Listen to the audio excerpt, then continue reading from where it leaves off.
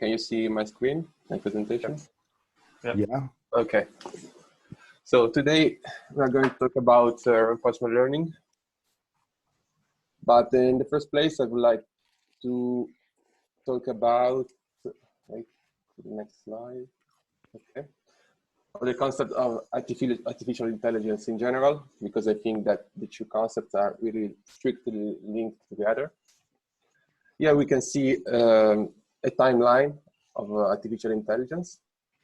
As you can see, artificial intelligence is not a brand new concept. Almost 80 years.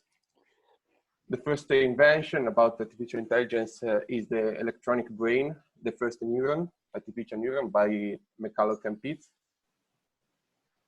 And from then we have periods of high hype about artificial intelligence, and then some dark periods, the so-called AI winters.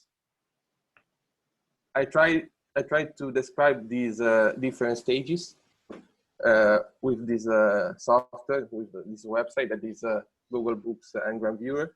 It counts the number of citations about a concept during over the years. So we can see that the number of citations about artificial intelligence increases as the citation about perceptron. So they start together, but then we see that perceptron decreases. Instead, artificial intelligence has a huge hype around the 80s, 90s, and it is due to the expert systems. This is another stage of artificial intelligence. These kind of agents are not data-driven; they are rule-based. So in this kind of program, there were a lot of if-then rules. So you can imagine that when a task is really complex, the code is untractable because it should require too many rules. And so the use of expert systems decrease. And we have the last stage of artificial intelligence, the one that we are living right now. That is the one, the data-driven one, that is done by machine learning. So what is the definition of machine learning? I found a very objective definition, very concrete. Machine learning program is said to learn from experience E with respect to some class of tasks T and performance measure P if its performance at tasks in T as measured by P improves with experience E. So a machine learning program should learn from experience, but it's not specified how should learn, how much experience we need. So if we could describe the machine learning capacities of a software through the number of training data that the software needs, we could describe, we could divide the agents into groups, a problem of extrapolation and a problem of interpolation. If you could guess where we are right now, we are dealing with interpolation problems of extrapolation ones.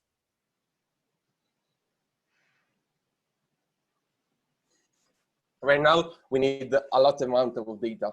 If you have heard of GPT-3, that is the new language model by OpenAI, it uses a lot of parameters like billions. So it's more like an interpolation problem. With the artificial intelligence systems that we have right now are not very capable of generalizing from few samples. Is that true in general, or I mean, there are classifiers that are, that can be trained with one sample, one Yeah, shot. but if we wanna deal with high dimensional problems, we need right now we need a huge amount of data. Okay, yeah, that's for sure. So that field of research, where essentially the objective was to reduce training sets and reduce the number of samples, is kind of fading away. What do you think? Or is still an active field of research? Yeah, I think that this is it's called causal inference. I think we need to find something beyond correlation and go to the causal meaning of every phenomenon. Okay. So so if we could divide the stages of AI, the scientists usually divide the stages of AI in three main steps: artificial nerve intelligence, artificial general intelligence, and artificial super intelligence. We are now, right now, we are between artificial narrow intelligence and general intelligence, because we have created a lot of superhuman softwares in very specific tasks. Like we are there are softwares that are superhuman in playing chess or recognizing a class of images, but we are not yet able to create an agent that is capable of dealing with different situations and shifting from one task to another. So in this mindset, can you go back 1 second? Yeah. And please, guys, let's ask questions to our friend, because otherwise it's a monologue, and there's nothing wrong than a monologue in this kind of reading groups. So the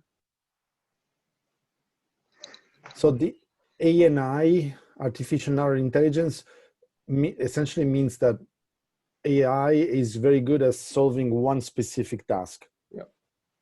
So you give maybe an example of each of them? I have a main example of artificial narrow intelligence. Like, as I said, AlphaGo, that is a software that is playing Go, and he beat the world champion Go. Okay. And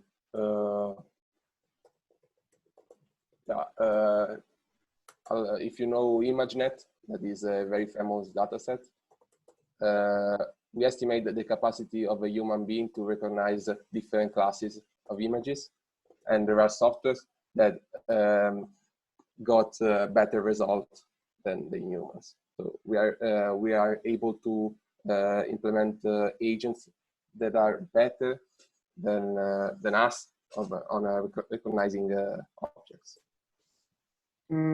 Sorry, concerning the artificial general intelligence, during my master thesis, I developed something very similar that basically it was a classifier that was able to do inferencing among different tasks. Let's say one task was about classifying a certain range of classes, let's say dogs, cats, and other. Another task was about classifying houses versus cars. Okay. And in that case, I was exploiting Bayesian neural networks that allow not only to compute the predicted class, but also to compute how much the network is uncertain about the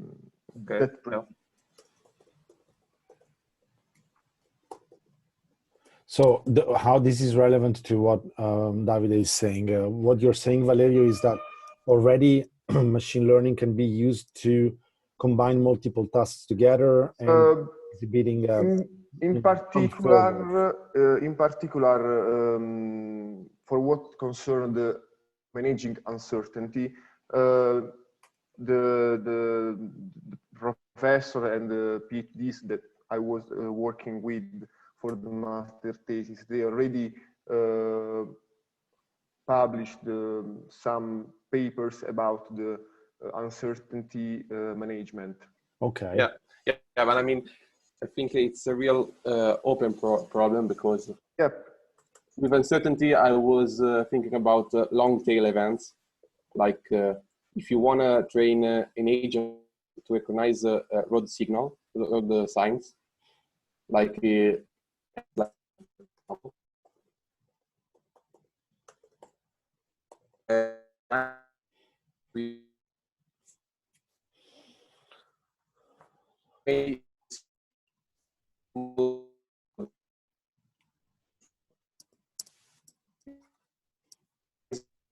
the data set that you add to this new sample.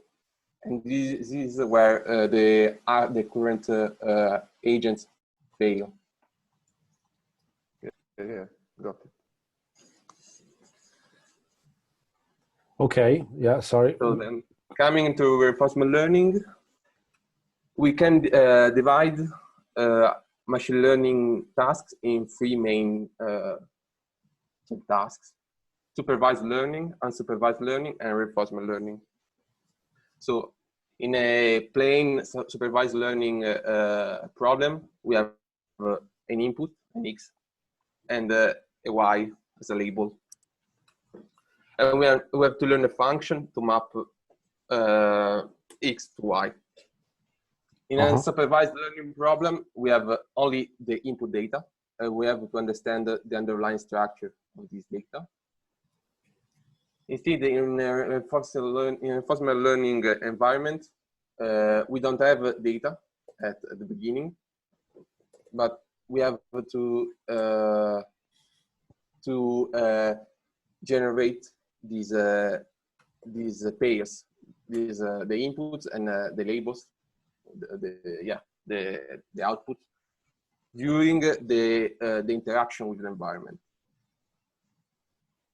So it's a sort of, let's say, unsupervised learning, right? Because it's not unsupervised at the beginning. It's totally unsupervised, but then we collect data, so we can learn from that experience.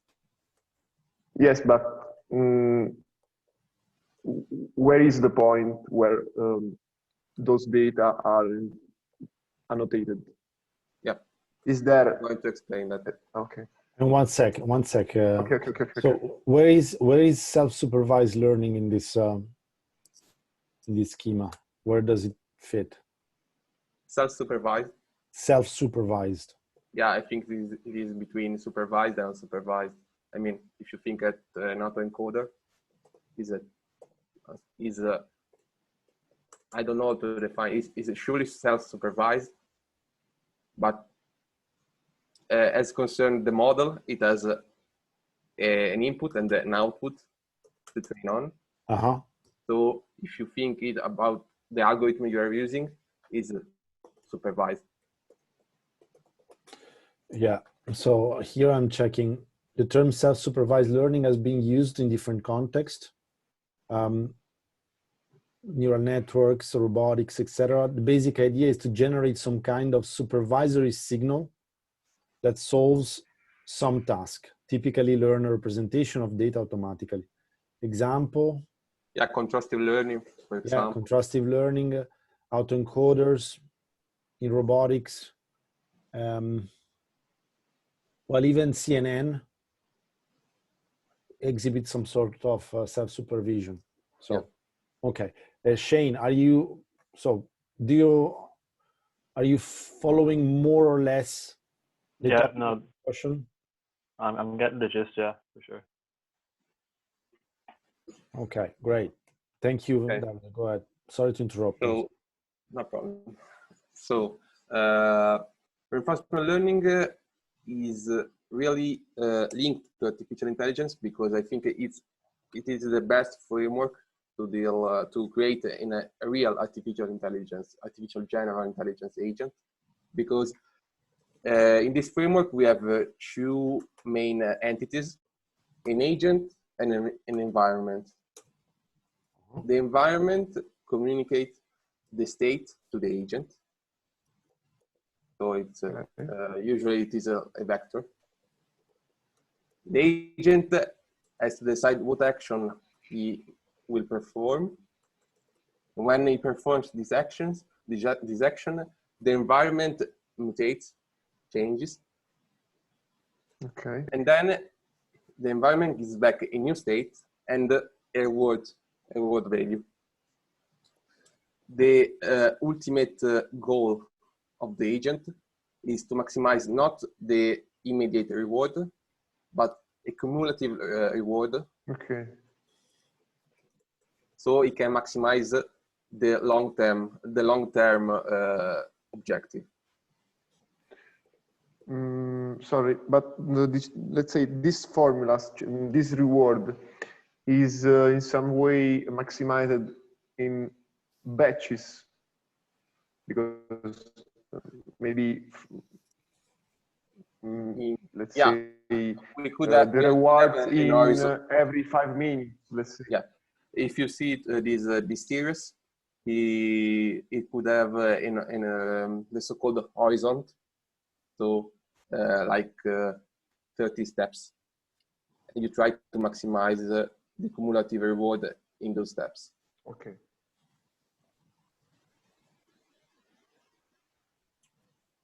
Yeah, for example, if you have an infinite series, as the main algorithm, reinforcement learning algorithms do, you can add a discount factor, this gamma factor, that is from 0 to 1, and so you go to discount the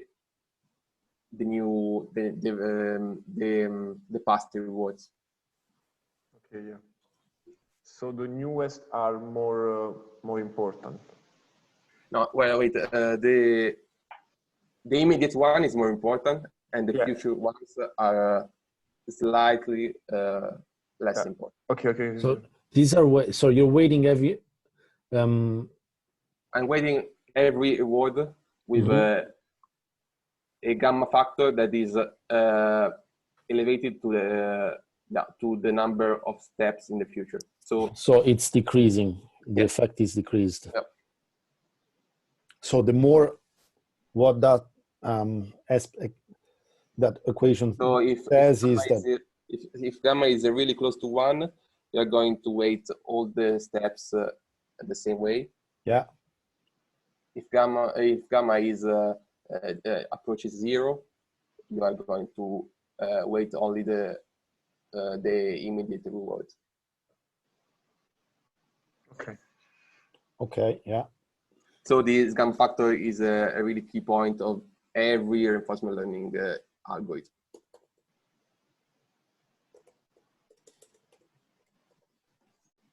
Yeah. So, for example, this is the agent that I trained during my thesis. This is a car that has to drive on a track without going out of the road. So, for example, in this case, the space is a 18-dimensional vector with the shape of the road. And we have to choose among 5 actions. That is accelerate, brake, turn left, turn right, and do nothing.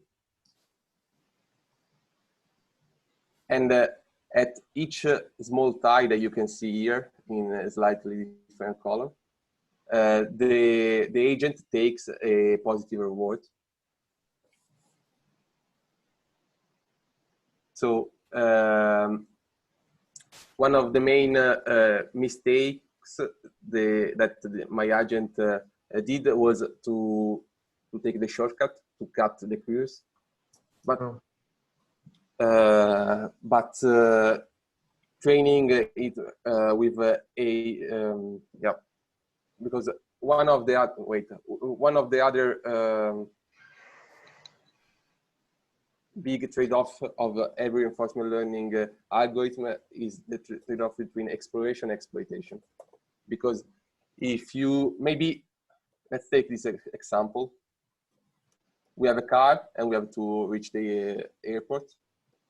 Maybe we always run the central way, central journey, the central path. But maybe this time there is too much traffic, so we choose to explore a new street, a new path, and this is very similar to what an reinforcement learning agent do, because he has at each step he has to decide if act greedily or not, or decide to exploit a new path. And so coming back to my example, I had to increase this exploration, the exploration power of the algorithm to avoid that my agent will cut the curves. Hang on, what did you say? Can you say it again? You changed the exploration path. There is a parameter epsilon in a lot of reinforcement learning algorithms that you sample a number from 0 to 1. Mm-hmm. If this number is less than the epsilon parameter, the agent chooses to act randomly. So he explorates new trajectories. Exploration versus exploitation is regulated by this parameter, and depending on how you set, you give more room for exploration or less. Yes. And in this context, exploration means to go in the neighboring areas of the track. Choosing different actions from the one that your current knowledge should suggest. So, and are the actions stationary or they change over time? The type of actions? No, they change really fast. So, like, let me give you an example. I could say the two actions are go left or go right. Okay, yeah. And the magnitude of the change left and right is regulated by the reinforcement learning algorithm at each step. But do you also learn new actions, like for instance, combine left and right? No, the actions are fixed. Okay, so the actions are fixed. Is the parameterization of each action that changes, and it changes, in relation to the current state. Yeah, because speaking about the reinforcement learning algorithm, we have this function that is called Q. And indeed, this algorithm is called the Q-learning. So this action takes an input, a state, and an action, and express the expected value of the cumulative reward of that pair.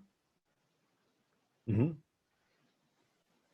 So, for example, in this environment, we have an agent that has to reach the treasure, the final reward.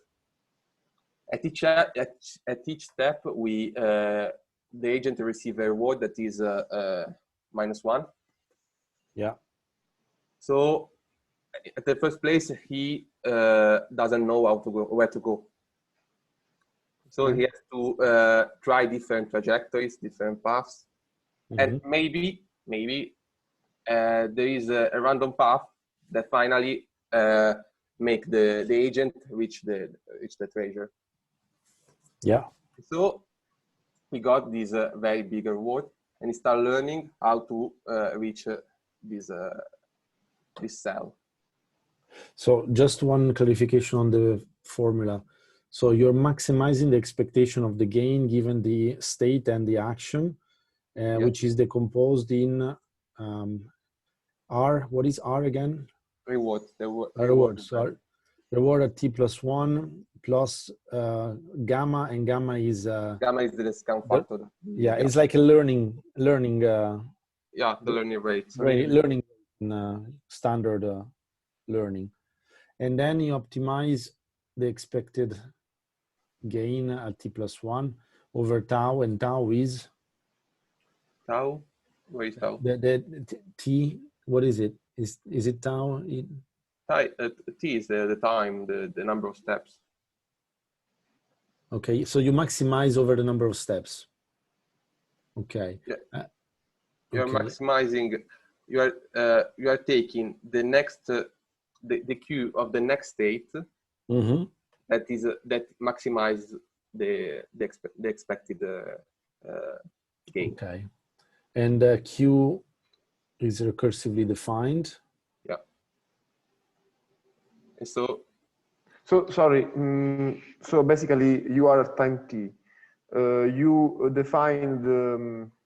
You pick all the let's say possible state and possible actions.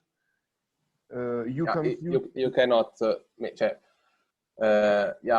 when the environment is very little like this one, you can perform all the possible state action pairs.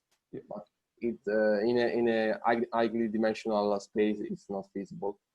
Yeah, of course. But in theory, you take all the state and action possible couples, and you choose the couple that gives you the maximum Q. Yeah. Okay. You choose the action because the state is given. The agent is in the state, so the state is fixed at each step. You choose the action that maximizes the gain. Yes, but since we are talking about, okay, you pick the current state. Yes, okay. Yeah. And the gain is are those numbers, not right? -1, 10, and yeah. So until the agent reach the treasure, the agent is blind because he receives only -1 at each step. Yep. So this is the final Q function for this environment. So you can see that in each step, if you follow the action that maximizes the gain, you finally reach the treasure. Okay. Okay, those are the numbers that you would get when you train the agent. Once you get to the treasure, right? Yeah. So those are the rewards at time t after you discover the treasure. So if you had visibility on this, you would already know what is the best path. Yeah, exactly. Cool. Yes, in some cases, of course, the best path could mean also go through some negatives rewards because we are looking for the long-term. Yeah, reward. The meaning of this environment is that usually robots have a fixed autonomy, so you have to minimize the number of steps to reach the final goal. Sure. Okay. So deep learning. Deep learning is a reinforcement learning algorithm that try to estimate the Q function with a neural network. Okay. So the loss. So you train. Yeah, this is the loss. So your loss It's function is actually the one that you were mentioned. It's the other formula. You're putting. Yeah, it's very similar. It's like a mean square loss between your old estimate of a Q in that state and the new estimate that is R plus the max at the next state. Okay. Okay. And this is the update rule where alpha is the learning rate.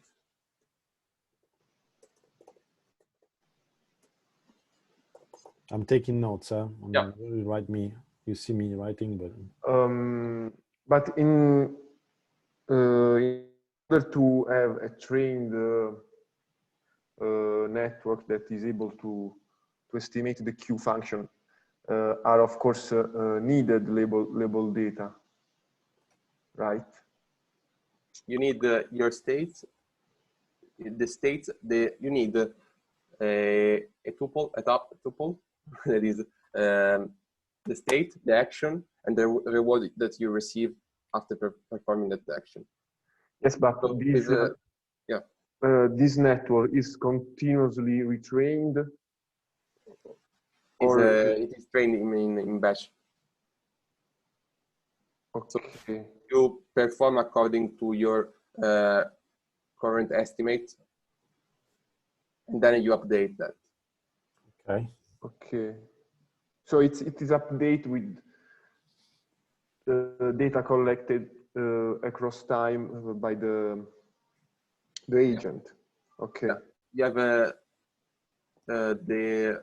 a reply buffer is called.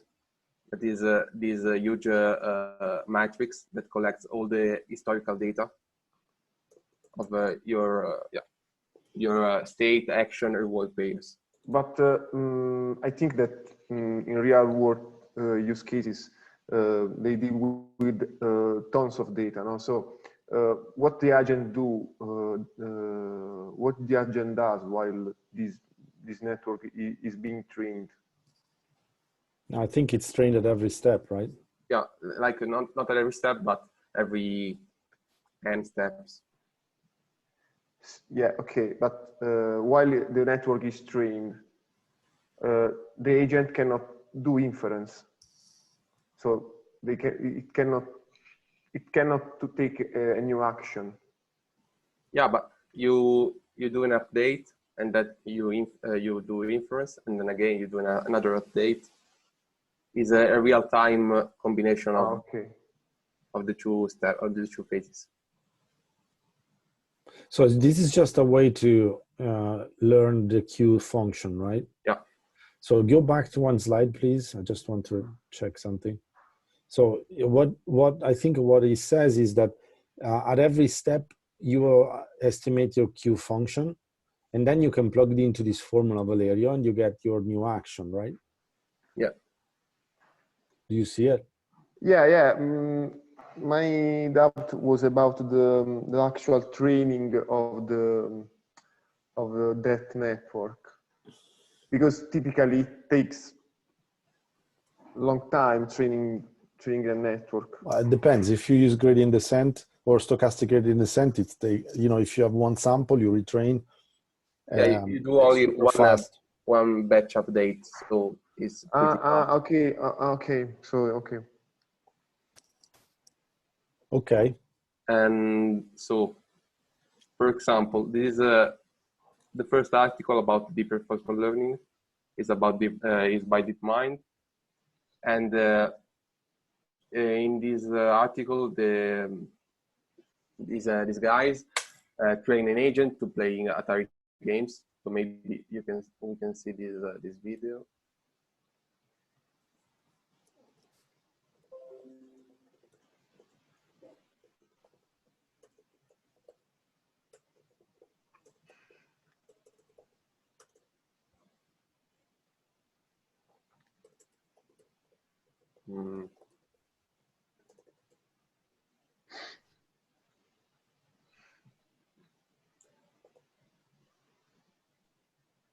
Okay, so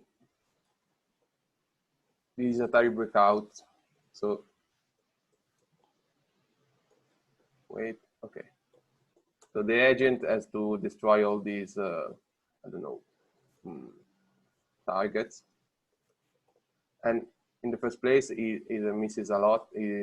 He dies very, very often. And then you can see he starts learning how to destroy the targets. So this is the Q function learned. Yeah, this is the Q function decides keep moving left, right. And what kind of deep architectures are they using typically in reinforcement learning? In this particular article, they use wait.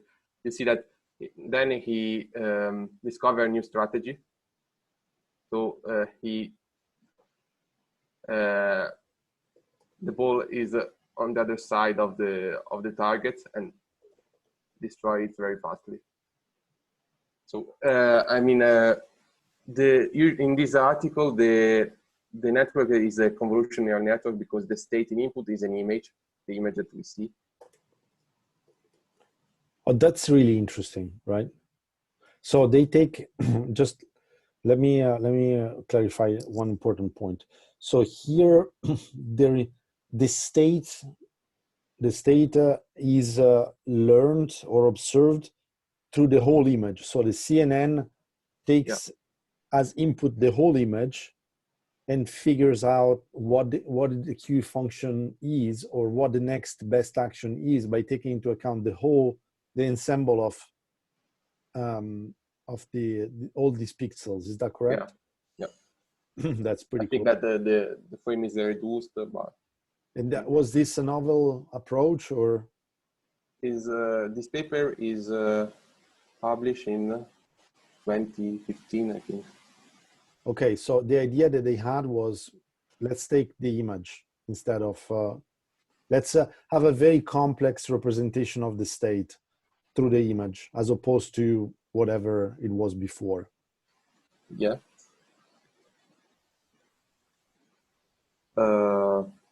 I mean, this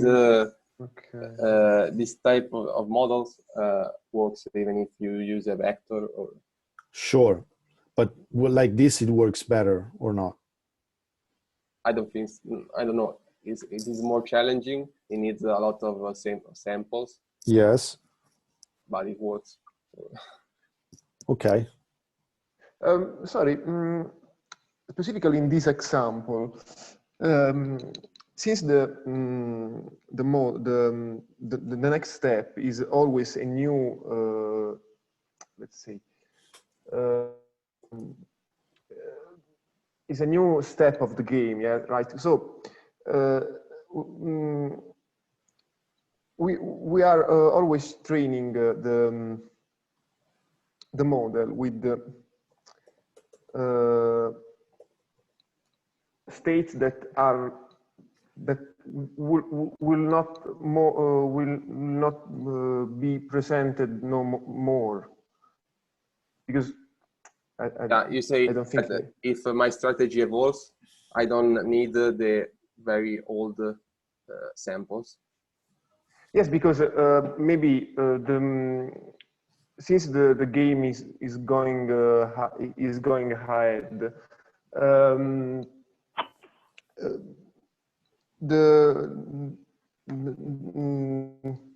all the new states will be for sure different from the previous one.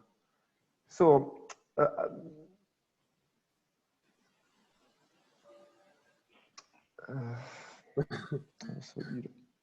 Dillo in italiano. Cioè, alla fine, quello che io ho visto 5 step fa. Sì, quello che io ho visto, lo step che io ho avuto 5 steps fa, che sto usando per riaddestrare il mio modello, non me lo ritroverò più in futuro. Quindi, Why? o sbaglio? I mean, no, perché il gioco sta andando avanti, no? E cambia. Yeah, but there is a final step that when you put a threshold like 2,000 steps, and after 2,000 steps you restart the game, you do another episode of the game.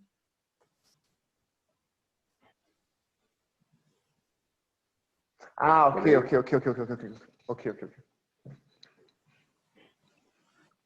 Not a single episode. Yeah. You train the model Got it. on millions of episodes. Okay. So do you mean that it doesn't always keep getting better? Okay. It gets to a point where it stops? Because would it not keep trying to get to the best point where, like, it completes the game in the quickest possible time? No. Yeah, I mean, yeah, how to. Yeah, in some games you need to complete the episode in the shortest time possible, but there are other games like Pong, for example. There is another type game. You have to you have to say that to the final objective is to remain in the game, remain in the match. Okay. Okay. Yeah. So maybe it goes to a new level or something. Yeah.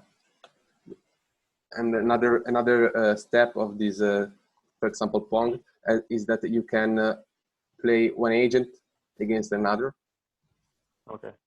So usually, as AlphaGo, as in AlphaGo they have done, you train an agent with his previous version. You try to beat that one.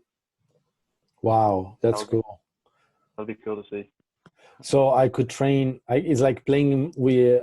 It's like if I was playing chess with my own self of 3 years ago and see who wins. Yeah, exactly. That's so cool. Or like This is AlphaGo.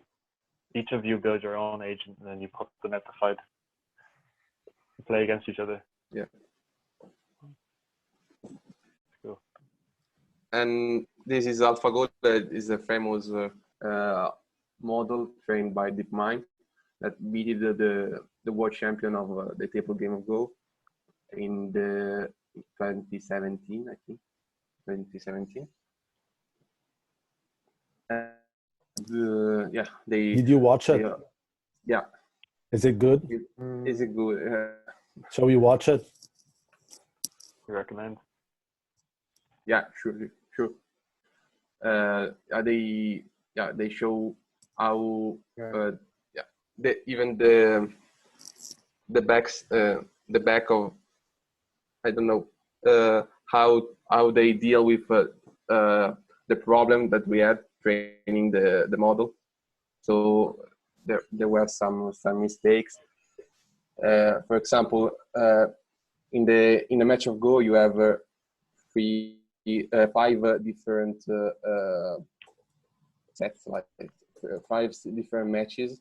So you win when DeepMind, the model of DeepMind, AlphaGo, won 4 at 1 for 1. So AlphaGo lost 1 match. Mm-hmm. This is why the other player, the Lisidal, the world champion, did a move that only one person on 10,000 did on the dataset that they had. So the model goes crazy. It started doing crazy moves, and so it lost.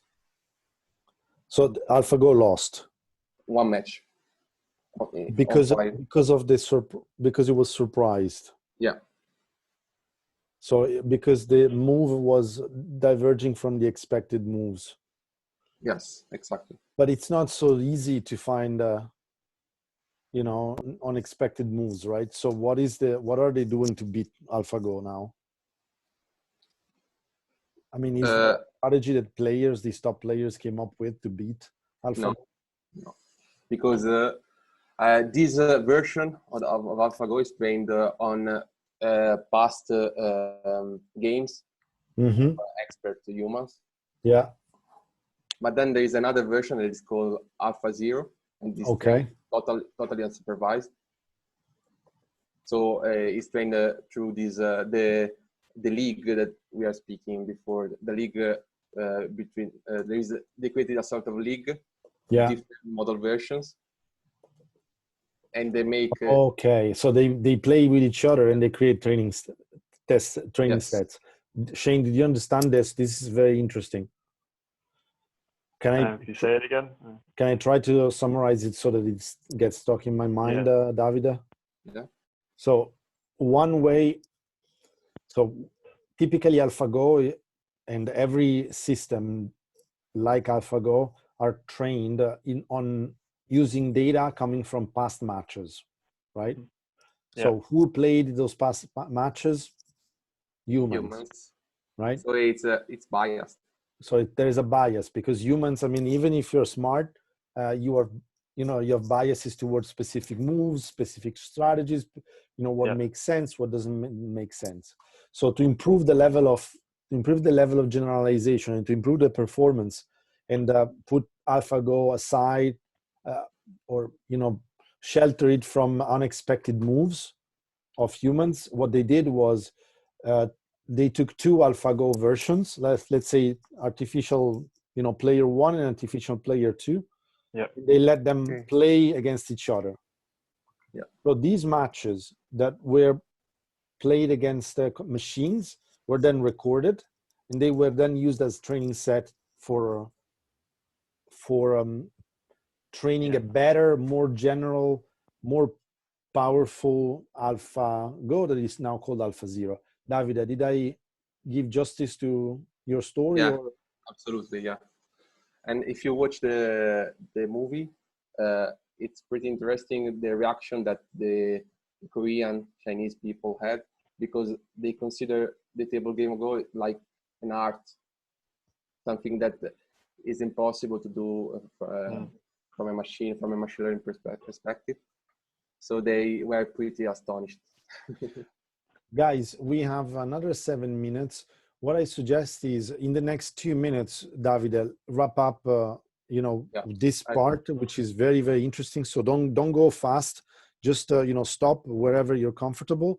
And then we will spend the last 5 minutes to understand each one of us will share what the comments are, what are the impressions, if we should continue, what can we improve, and what can we keep doing. Okay. Thank you. So the table game Go is a perfect knowledge game because you know the position of each seed, and so but the number of combinations that are possible are estimated greater than the number of atoms in the universe. So it's impossible that that AlphaGo explored all the possible combinations. Wow. What they did, they did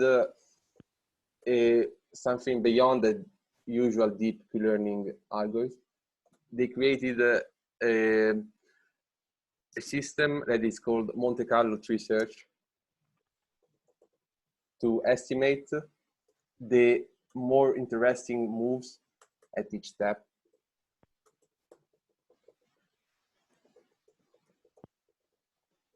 Okay, yeah. Okay, that's cool. How did Because, did they create that? Yeah, because the main fact is that they know they have a model of the game, so they can simulate the next steps without interacting with the environment. So the enemy, the real game, they can imagine the next steps.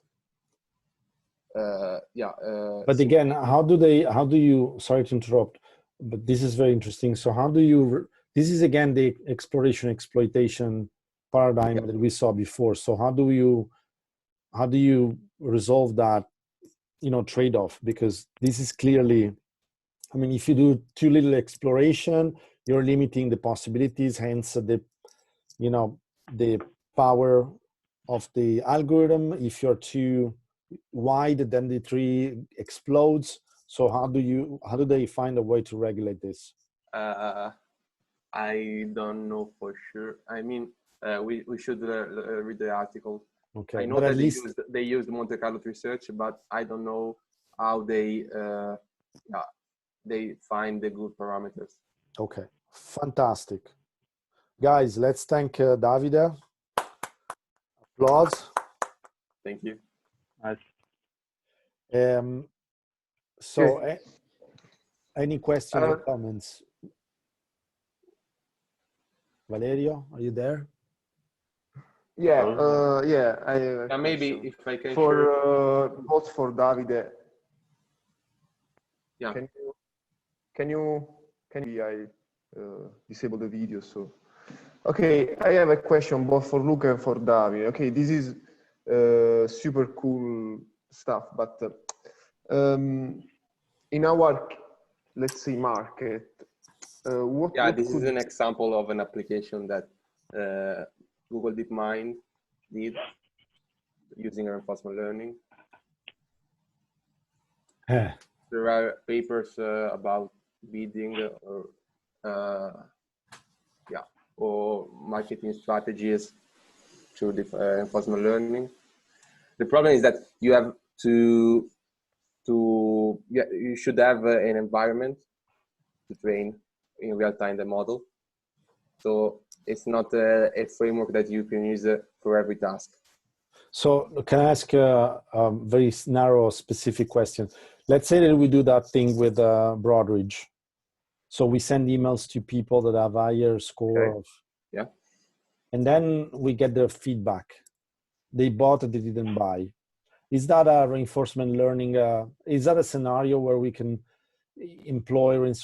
we use reinforcement learning to optimize our actions? Yeah, I mean, the immediate reward could be obviously the client accept the deal. Yeah. But in terms of long-term gain, what could be?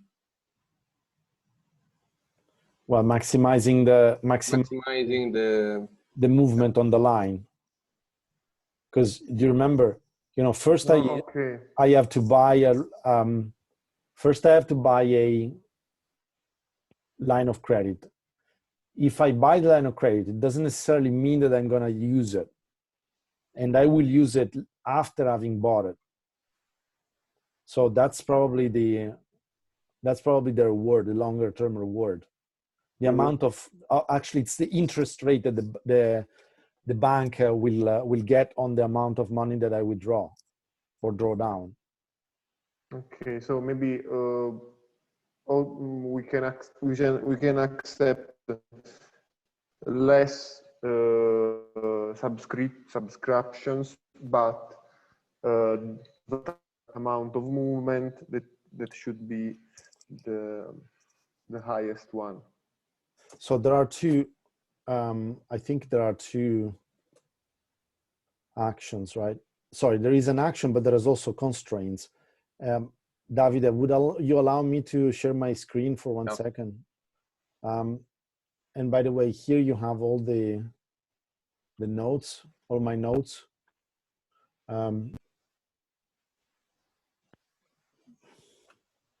Just to answer your question, Valerio, where could we apply reinforcement learning? This is I'm answering this question with another question, which is, let's say that we take the Broadridge scenario. Let's say that the long-term reward is the interest gained by the bank, and the constraint is the number of advisors that can reach out customers. Do you understand what I mean? Yeah. Okay. Is this a reinforcement learning framework or not, Davide? I think it could be. The cumulative reward is how many clients do you how many clients accept the deal, the line of credit. Hang on. Dollars from interest. And then the state, what could be the state? So this is the action, right? The state is action is send or not send. And accept, reject is what? The reward is +1 or -1, or +1 and 0. And what you were mentioning about the long-term reward, what is it? The long-term reward is like the cumulative reward. So it's like an estimate of the number of clients accept the line of credit, the product. Okay, and the constraint, which is the number of advisors, what is it? The number of the advisor. It's like your. I mean, these actions are performed by a limited number of advisors. So you don't have infinite advisors. Let's say that you have 10 advisors and you have a budget of 10 actions per week. Okay. Okay. So we can set an horizon of time to that series of cumulative reward. I mean, the gain is the series of reward over 30 steps, so 30 engagements. Yeah. So you can constrain Okay. this situation. 1 second, I need to write another email.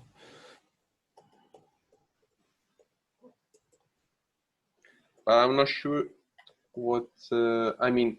In a reinforcement learning scenario, every action should change the whole environment. So Yeah, I see what you mean. And what is the environment here?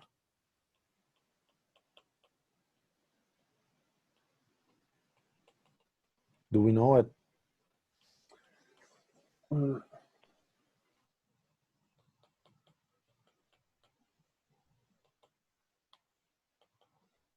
So the action is send, not send.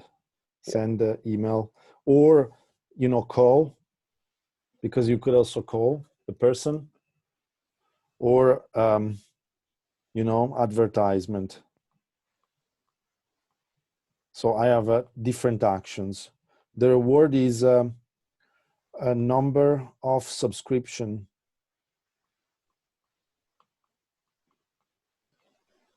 And the environment, is the environment the clients responding? Yeah, the complete list of the clients. So no, yeah,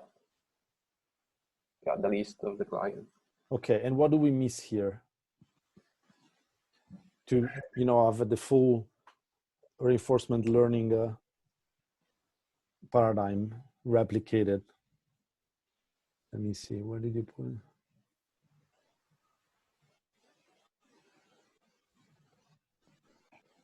Huh? Any ideas?